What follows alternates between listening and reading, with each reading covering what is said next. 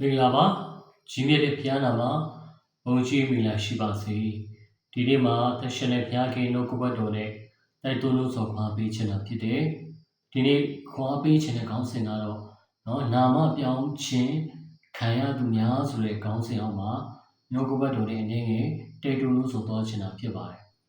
ကျွန်တော်တမန်ကျမ်းစာထဲမှာကြည့်တဲ့အချိန်မှာဘုရားသခင်ကသူနာမည်ပြောင်းပေးလိုက်တဲ့လူတွေတော်တော်များများကျွန်တော်တွေ့ရတယ်။အဲ့ဒီလူတွေကိုဘုရားခင်ကကြီးမားတဲ့အပြောင်းအလဲတွေလုပ်တော့မယ်။ကောင်းချီးပေးတော့မယ်ဆိုရင်နာမည်တွေပြောင်းပေးလိုက်တယ်ဗျ။ဒီအရာလေးကိုကျွန်တော်ဝေခသွားချင်တာဖြစ်တယ်။ဒီနေ့ကျမ်းစာထဲမှာအဲ့ဒီလိုနာမည်ပြောင်းခြင်းခံရတော့သူ၄ဦးရှိအဲ့ဒီအကြောင်းအရာကိုဒီနေ့ကျွန်တော်ဝေခချင်တာဖြစ်တယ်။ပထမအနေနဲ့ကျွန်တော်တို့ဒီကပောင်းကျမ်းအခန်းကြီး19ထဲမှာဖတ်တဲ့အချိန်မှာအာပြန်နဲ့စာရဲကိုဖယားခင်က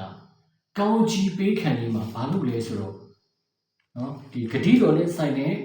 တားပေးခံနေမှာဘာလို့လဲဆိုတော့နာမည်ပြောင်းပေးလိုက်အဲ့ဒီအကြောင်းအရာလေးကိုကျွန်တော်ကပောင်းကျမ်းအခန်းကြီး19အပိုက်ငယ်1ကနေ9မှာကျွန်တော်တွေ့ရတယ်အာဗြဟံနဲ့စာရဲကထာဝရဘုရားနဲ့ဗဒိညင်ပြုတယ်အဲ့လိုဗဒိညင်ပြုတဲ့အချိန်မှာဘုရားသခင်ကသူတို့ကိုတခါနဲ့ပါလဲဆိုနာမည်ပြောင်းပေးလိုက်တာအဲ့ဒီအကြောင်းအရာလေးကိုတွေ့ရတယ်အပိုက်ငယ်နဲ့မှာဆိုရင်ငါဤဗဒိညင်ကိုတင်းနဲ့ငါပြုမိဒီကိုငါအလိုများပြားစေမည်ကိုမိန့်တော်မူ၏အာပြန်ဒီလေးပြည့်ဝ၏ဘုရားခင်ကငါပြုသောဗဒိညင်ဒီတင်း၌ရှိတင်းဤလူမျိုးအများတို့အဘဖြစ်လိမ့်မည်နောက်တစ်ဖန်တီးအမိကိုအာပြန်ဟုမခေါ်ရတီးအမိကိုအာဗြဟံဟုခေါ်ရ၏အကြောင်းမူကားငါဒီသင်ကိုများစွာသောလူမျိုးတို့၏အဘအရာ၌ခန့်ထားပြီငါဒီသင်ကိုလူများပြားပွားများစေမည်တင့်အဖြစ်လူအမျိုးမျိုးတို့ကိုဖြစ်စေမည်ဒီအမျိုးနယ်၌လည်းရှင်ဘရင်ဖြစ်ရကြလိမ့်မည်ဒီမှာဒါကအာဗြဟံနဲ့ဘုရားသခင်ဗဒိညင်ပြုတယ်ပြုတဲ့အချိန်မှာဘာလုပ်လိုက်လဲဆိုတော့ဘုရားသခင်ကအာပြန်ဆိုတဲ့နာမည်ကိုအာဗြဟံလို့အမည်ပြောင်းပလိုက်တယ်အဲ့ဒီအရာကိုကျွန်တော်တို့ပြန်လည်ပြောမှတွေ့ရတယ်နောက်တစ်ခါအပိုင်ငယ်15ကနေ22ကိုပြန်ဖတ်ကြည့်ရချင်းမှာစာရဲကိုလည်းနာမည်ပြောင်းပေးလိုက်တယ်တဖန်ဘုရားသခင်ကတေးမယာစာရဲကိုမူကားစာရဲဟူသောအမည်ဖြင့်မခေါ်ရစာရာဟူသောအမည်ဖြင့်ခေါ်ရ၏သူကိုငါကောင်းချီးပေး၍သူအားဖြင့်တင့်အားသားကိုပေးပြီးအကယ်စစ်စစ်သူကိုကောင်းချီးပေး၍သူသည်လူအမျိုးမျိုးဖြစ်လိမ့်မည်သူ၏အမျိုးနွယ်၌လည်းအပီပီသောရှင်ဖြစ်ရလိမ့်မည်ဟုအာဗြဟံအားမိန့်တော်မူ၏စာရဲကိုလည်းကျွန်တော်ကျမ်းစာမှာကြည့်ရခြင်းမှာဂတိတော်နဲ့ဆိုင်တဲ့ကောင်းချီးမပေးခင်မှာစာရာဆိုပြီးတော့မှနာမည်ပြောင်းလိုက်တာကိုကျွန်တော်တွေ့ရတယ်အဲ့ဒီလိုနာမည်ပြောင်းလိုက်ပြီးမှနောက်ပိုင်းမှာကျွန်တော်ပြန်လည်ပြီးကြည့်ရခြင်းမှာတိတ်မကြောက်ဘူးအဲ့ဒီနာမည်ပြောင်းပြီးတိတ်မကြောက်သူကဘာဖြစ်လဲဆိုတော့ဂတိတော်နဲ့ဆိုင်တဲ့တားကိုအဲ့ဒီနာမည်ပြောင်းပြီးနောက်မှာပြည့်စုံသွားတယ်ရသွားတယ်ဆိုတော့တွေ့ရတယ်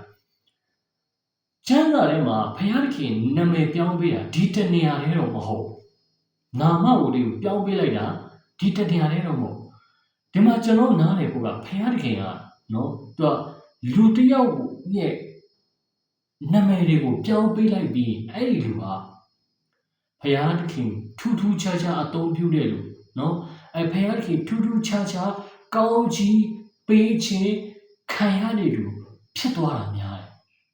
ဒါကြောင့်ကျွန်တော်ဒီနေ့ဗာပြောချင်လဲဆိုတော့ဒီနေ့နားထောင်နေတဲ့မိတ်ဆွေတွေထဲမှာဖယားလူတွေကတင်တို့ကိုဆုတောင်းပေးရင်းနဲ့နာမည်ပြောင်းပေးလိုက်တာမျိုးတွေမိတ်ဆွေကြုံဘူးလားကြားဘူးလားကျွန်တော်တစ်ခေါက်အမှုတော်မဆောင်သေးဘူးကျွန်တော်ကလေးဘဝတော့ဖယားလူတယောက်ကအဲ့နိုးထမှုမှာဆုတောင်းရင်းနဲ့ကျွန်တော်ဘေးမှာရှိရဲ့လူတယောက်ကိုလာဆုတောင်းပေးနေသူ့ရဲ့နာမည်ကိုပြောင်းပေးလိုက်နားမလဲတဲ့လူတချို့ကတော့ဒီအရာအရင်စိတ်ဆိုးတယ်ဟာဘာလို့အလကားနေနဲ့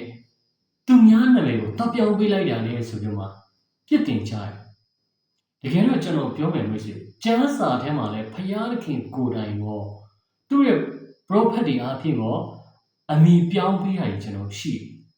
ဒါကြောင့်ဒီအရာတွေကိုကျွန်တော်တို့အသက်တာထဲမှာနော်မဖို့ရတဲ့ဥပမာနောက်ကျွန်တော် prophet တွေအားဖြင့်အမှုတော်ဆောင်တွေအားဖြင့်နာမည်ပြောင်းခိုင်းနေဆိုတာဥပမာရှောလမုန်ကိုယေဒီလို့နာမည်ပေးခိုင်းတာစသဖြင့်ဒါမျိုးတွေလည်းကျွန်တော်တွေ့ရတယ်ဒါပေမဲ့ကျွန်တော်အသက်တာထဲမှာနားလည်ဖို့ကနာမည်ဖယားခင်ကတစ်ခုပြောင်းပေးလိုက်ပြီးရင်အဲ့နောက်ွယ်မှာအဲ့လူရဲ့အသက်တာကထူးခြားသွားတာဖယားခင်ကြီးမားစွာအသုံးပြုသွားတာဖယားခင်သူ့ရဲ့ဘဝကိုဆွဲခေါ်သွားတဲ့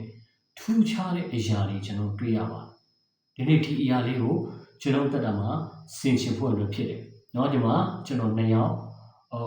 ဓိကထောက်ပြသွားတယ်နံပါတ်1တယောက်ကအာဗြဟံကိုနာမည်ပြောင်းပေးတယ်နံပါတ်2တယောက်ကဆာရာကိုနာမည်ပြောင်းပေးတဲ့အကြောင်းကိုကျွန်တော်ပြောသွားတယ်ဟုတ်ပြီနော်နောက်တတိယတယောက်ကိုနာမည်ပြောင်းပေးတဲ့အကြောင်းအရာကိုကျွန်တော်ကပောက်ကျန်အခန်းကြီး30မှာ2ပိုက်ငယ်23ကနေကျွန်တော်တို့30မှာ2ကိုဖတ်တဲ့အချိန်မှာတွေ့ရတယ်သူကတော့ယာကုပ်ကိုနာမည်ပြောင်းပေးတယ်ယာကုပ်ရဲ့အကြောင်းကျွန်တော်ကြည့်ရချိန်မှာယာကုပ်ကသူ့ရဲ့ဥစ္စာရှိတဲ့မြတ်နဲ့ချောင်းတစ်ပတ်ကိုကူးပြောမှတွားနေတဲ့အချိန်မှာအဲ့ဒီအချိန်မှာသူ့ရဲ့အကိုနော်အေးတော်နဲ့သူတွေ့ရမှာဖြစ်တယ်အဲ့ဒီအရာကိုနော်ကြားတဲ့အချိန်မှာ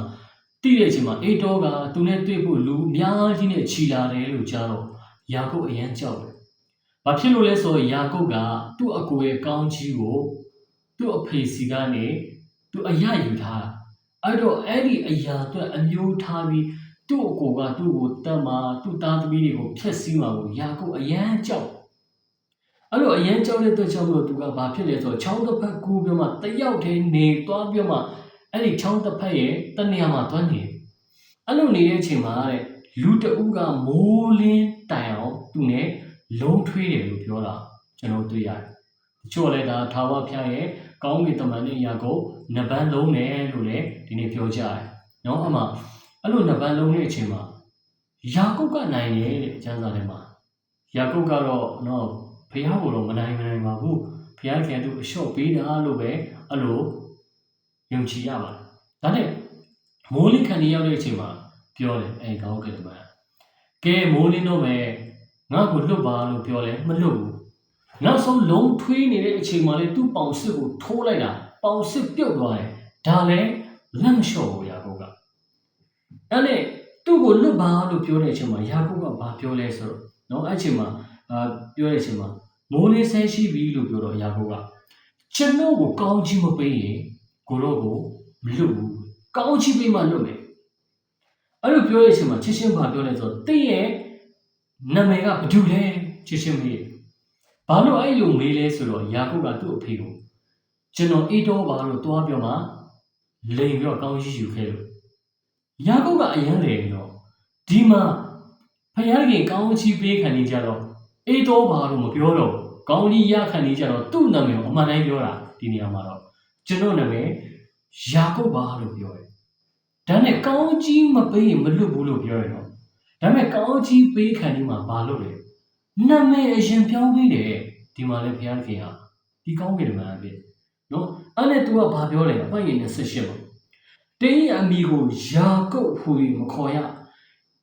တရေလဣစရေလို့ခေါ်ရမယ်လို့ပြောတာဒီမှာအဓိပ္ပာယ်ကဘာလဲဆိုတော့တင်းဒီဖယားနဲ့၎င်းလူနဲ့၎င်းမင်းကဲ့သို့ပြိုင်၍နိုင်ပြီအဲ့ဒီအဓိပ္ပာယ်ကိုပြောတာကိုကျွန်တော်တွေ့ရတယ်အဲ့ဒါပြီးပြီးတာနဲ့ယာကုပ်ကနာမတော်ကအဘယ်လိုနည်းလို့မေးတဲ့အချိန်မှာငါနာမကိုအဘယ်ကြောင့်မေးတယ်နည်းလို့ပြောပြီးမှကောင်းကြီးပေးတယ်ကောင်းကြီးမပေးခင်နာမည်အရင်ပြောင်းပေးလိုက်သူ့ရဲ့နာမကိုအရင်ပြောင်းပေးလိုက်ဣစရေဆိုဖြစ်သွားအဲ့ဒီနာမည်ပြောင်းပြီးအဲ့ဒီကောင်းကြီးရပြီးနောက်ပိုင်းမှာယာကုပ်ရဲ့ဘဝမှာပင်ပန်းတာရုန်းကန်ရတာတွေမရှိတော့ဒီနေ့အဲ့ဒီကောင်းကြီးမရခင်မှာယာကုပ်ကိုဖျားခင်ရနာမည်အရင်ပြောင်းပေးတယ်ဗျာဣစရေဆိုတဲ့နာမည်ယာကုပ်ဆိုတဲ့နာမည်ကနေဣစရေဆိုတဲ့နာမည်အရင်ပြောင်းပေးတာကိုတွေ့ရတယ်ဒါကြောင့် ကျမ်းစာမှာဘုရားသခင်ကလူတစ်ယောက်ကိုနာမည်ပြောင်းပေးပြီးကြီးမားစွာအသုံးပြုတာတယ်ကောင်းချီးပေးတာတယ်သူတို့ရဲ့အသက်တာထူးခြားသွားတာတွေကိုကျွန်တော်တွေ့ရတယ်ဒီမှာလည်းကျွန်တော်တို့ယာကုပ်ကနေဣသရေလဆိုပြီးနာမည်ပြောင်းပေးတော့သူနော်၃ယောက်မြောက်ပုဂ္ဂိုလ်ဖြစ်ကျွန်တော်တွေ့ရတယ်နောက်တစ်ခါကျွန်တော်တို့ဒီသမတိကျမ်းထဲမှာเนาะကျွန်တော်တို့ဆက်ပြောမှာကြည့်ရချင်းမှာရှင်ယောဟန်အခန်းကြီး1အဲ့ဒီထဲမှာလည်းယေရှုခရစ်တော်ကနာမည်ပြောင်းပေးတဲ့ပုဂ္ဂိုလ်တစ်ဦးကိုလည်းကျွန်တော်တို့ဒီမှာပြန်လည်ပြောမှာတွေ့ရတယ်ရှင်ယောဟန်အခန်းကြီး1ပိုင်း32မှ5ကနေကျွန်တော်တို့40မှ2ကိုကျွန်တော်ဖတ်ချင်တယ်အမှကျတော့ဘာလို့လဲဆိုတော့ရှိမုန်ကိုပေတရုဆိုတဲ့နာမည်ပြောင်းပေးရနော်တဖန်ယောဟန်ဒီနဲ့ဖြန်နေနိုင်တပည့်တော်နှစ်ယောက်တို့နဲ့အတူရက်နေ၍ယေရှုကြွလာသည်ကိုမြင်လေဖျားခင်တိုးတင်ငယ်ကိုကြည်တော်ဆို၏တပည့်နှစ်ယောက်တို့သည်ထိုစကားကိုကြားလေယေရှုနောက်သို့လိုက်ကြ၏ယေရှုသည်ထိုသူတို့လိုက်ကြသည်ကိုမြင်တော်မူလေအဘယ်အလိုရှိတည်းဟုမေးတော်မူ၏ထိုသူတို့ကရဘီကိုတော်သည်အဘယ်မှာနေတော်မူတည်းဟုမေးလျှောက်ကြ၏ရဘီအနက်ကအရှင်ဖျားဟုဆိုလိုတည်းနော်အဲ့ဒီတခင်ယေရှုကိုတရက်တော့ယောဟန်ကမိတ်ဆက်ပေးလိုက်တယ်ဖယားတခင်တိုးတင်ကိုကြည်ပါလို့မိတ်ဆက်ပေးလိုက်တဲ့အချိန်မှာယောဟန်ထဲကနော်တပည့်နှစ်ယောက်ကတခင်ယေရှုနောက်ကိုလိုက်သွားတယ်နော်အဲ့ဒီတပည့်နှစ်ယောက်ကလိုက်သွားတယ်အဲ့ဒီထဲကနှစ်ယောက်ထဲကတစ်ယောက်ကဘာတူလဲဆိုတော့ရှိမုန်ရဲ့ညီအန်ဒရူးဖြစ်တယ်အင်ဒရီဆိုအန်ဒရူးဖြစ်တယ်နော်သူကအဲ့ဒီတည်င်းကိုတခင်ယေရှုနဲ့တွေ့ပြီးတဲ့အချိန်မှာသူ့ရဲ့အကိုရှိမုန်ကိုလာလို့ပြောတယ်အကိုကြီးရှိမုံရင်လာကြည့်ပါနော်သူကဘာပြောလဲဆိုတော့ငါတို့တဲ့မေရှိယဆိုတာခရစ်တော်ကိုတွေ့ခဲ့ပြီလို့လာပြောတယ်အဲ့လိုလာပြောမှရှိမုံကိုတခင်ယေရှုထံခေါ်လာတယ်နော်မေရှိယဆိုတာဂျူးလို့ခရစ်တော်လို့ပြောတာဖြစ်တယ်အဲ့နဲ့ခေါ်လာတော့ရှိမုံနဲ့ရောက်တော့နော်အဲ့ဒါယေရှုကသူ့ကိုကြည့်ပြီးမှတင်ကားတဲ့ယောနာဤတာရှိမုံဖြစ်၏တွေ့တာနဲ့ချင်းချင်းဘာလုပ်လိုက်လဲဆိုကေဖအမီတစ်ကိုရဤဆိုပြီးမှနာမည်ပြောင်းပေးလိုက်တယ်ချင်းရှိမုံကေဖရဲ့နာမည်ကိုကျွန်တော်ပြန်နေပြီးကြည့်နေချိန်မှာကေဖရဲ့အတိတ်တွေကပေတရုကြောက်ဆိုတဲ့အတိတ်ပဲရှိမုံဆိုတာမငြိမ်သက်တော်သူလို့လည်းဒီနေ့သိရတယ်လူအတိတ်ပဲအဲ့တော့တခင်ယေရှုကဘယ်လိုပြောင်းလိုက်လဲကေဖပေတရုဆိုတဲ့ကြောက်ဆိုပြီးနာမည်ပြောင်းပေးလိုက်ဒီနေ့ပေတရုလည်းဓမ္မဟောင်းနဲ့ဓမ္မတစ်ထဲမှာကျွန်တော်ကြည့်ချင်မှာနာမပြောင်းခြင်းခံရလို့တူထဲမှာသူလည်းပါအမှသူ့ကိုအဲ့လိုနာမပြောင်းပေးလိုက်ပြီးနောက်ပိုင်းမှာတခင်ယေရှုကသူ့ကိုတပည့်တော်အနေနဲ့ရွေးကောက်ပြီးသူ့ကိုခေါ်သွားတယ်သူ့ကိုတင်ပေးတယ်နမိတ်လက္ခဏာတွေပြုဖို့အခွင့်ပေးတယ်နတ်ဆိုးတွေနိုင်ဖို့အခွင့်ပေးတယ်ဘုရားခင်နိုင်ငံတော်အကြောင်းကိုအနီးကပ်တင်ခွင့်ရတယ်တပည့်တော်တယောက်ဖြစ်လာဒါနဲ့အဲ့ဒီနာမပြောင်းပေးလိုက်ပြီးနောက်ပိုင်းမှာလေတခင်ယေရှုနဲ့တွာလာယုံတယ်မကောက်နောက်ပိုင်းသူ့ဘဝကိုကြည့်တခင်ဖျားရွေးကောက်တဲ့တမန်တော်ပေတရုဖြစ်လာနမိတ်လက္ခဏာတွေနဲ့နော်လူတစ်ခါဟောတစ်ခါဟောရင်လူ3000ဒုတိယတစ်ခါဟောရင်လူ9000အရေးတွေနဲ့ထိပြီးအနာငြိမ့်တဲ့လူနော်တကယ်ဖျားကြီးကြီးမားစွာအသုံးပြုတဲ့တမန်တော်ကြီးပေတရုဆိုတာဖြစ်လာဒီနေ့ပေတရုရဲ့တက်တာထဲမှာလည်းကျွန်တော်ကြည့်ရချင်းမှာသူ့ကိုဖျားသခင်တခင်ယေရှုကသူ့ကိုကောင်းချီးမပေးခင်မှာသူ့ကိုအသုံးမပြုခင်မှာသူ့ကိုဗိတ်တိတ်မပေးခင်မှာဘာလို့လဲနာမအရင်ပြောင်းပေးလိုက်တာဘယ်လိုကျမ်းစာထဲမှာနာမပြောင်းခြင်းခံရတော့သူတွေရဲ့တက်တာတကယ်ထူးခြားတော့တာတွေကိုများတော့အပြင်ကျွန်တော်တို့တွေ့ရနော်တော်တော်များများကျွန်တော်တွေ့ရတယ်ဒီကျမ်းစာထဲမှာကျွန်တော်ပြန်လည်ပြောမှကြည့်မယ်ဆိုရင်ဒီရှောလမုန်ကိုလည်းယေဒီတီဆိုပြီးနာမည်ပြောင်းနာမည်ပေးတာတွေလည်းတွေ့ရတယ်ဒါပေမဲ့သူ့တော့လုံးလုံးနာမည်ပြောင်းလိုက်တာမဟုတ်ရှောလမုန်ဆိုတာလည်းဖျားပေးတာပဲယေဒီတီဆိုတာလည်းဖျားပေးတာပဲဒါပေမဲ့အဲ့ဒီရှောလမုန်ရဲ့အသက်တာမှာကျွန်တော်ကြည့်ရင်လည်းသူလည်းထူးခြားတယ်နော်ဉာဏ်ပညာနဲ့ဆိုင်တဲ့ဗိတ္တရတယ်စီးစိမ်ရတယ်ကဘာပေါ်မှာသူနဲ့သူတော့သူမရှိဘူးလို့သတ်မှတ်ခံထားရတဲ့ထူးခြားလို့တယောက်ဖြစ်တယ်ရှောလမုန်လည်းသူလည်းဖယားတခင်နာမပြောင်းပေးခြင်းခံရတဲ့လူတွေကတရားအမျိုးကျွန်တော်တွေ့ရတယ် ဒီမှာကျွန်တော်ဒီတချို့သောလူတွေကတော့မေးချင်မှာကျွန်တော်ဒီမှာမပြောတဲ့တယောက်ရှိတယ်အဲ့ဒါကတော့တမန်တော်အခန်းကြီး73ပိုက်ရဲ့6မှာတွေ့ရတယ်ရှောလူခေါ်ပေါ်လူနော်တမန်တော်ကြီးရှင်ပေါ်လူသူ့ရဲ့တက်တာကိုကျွန်တော်ကြည့်ရချိန်မှာသူ့ရဲ့နာမည်ဟာအစကရှောလူဖြစ်တယ်